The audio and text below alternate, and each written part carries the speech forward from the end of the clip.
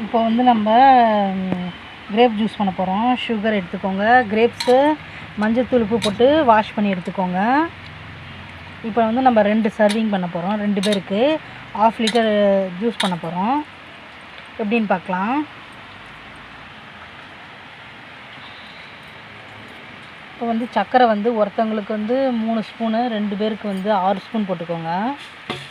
1 2 3 4 5 6.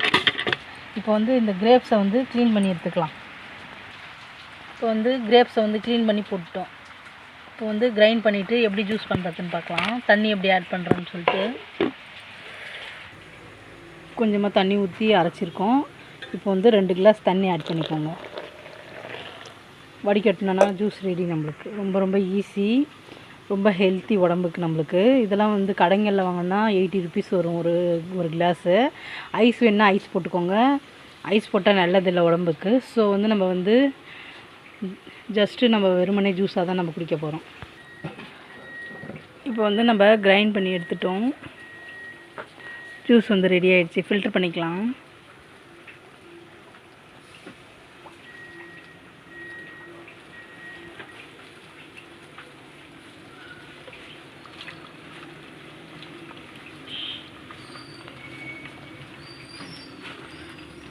அவ்வளோதான், நம்மளுக்கு வந்து ஜூஸ் ரெடி ஆகிடுச்சி. நீங்களும் செஞ்சு பாருங்கள்.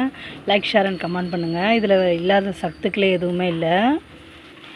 இந்த கிரேப்ஸோட சீடில் வந்து நம்மளுக்கு கேன்சரோட காசஸ் வந்து ரொம்ப கம்மி பண்ணுன்னு சொல்லுவாங்க. ஸோ வீக்லி ஒன்ஸ் நீங்கள் வந்து கண்டிப்பாக வந்து இந்த கிரேப் ஜூஸ் செஞ்சு பாருங்கள். லைக், ஷேர் அண்ட் கமெண்ட் பண்ணுங்கள். பாய்.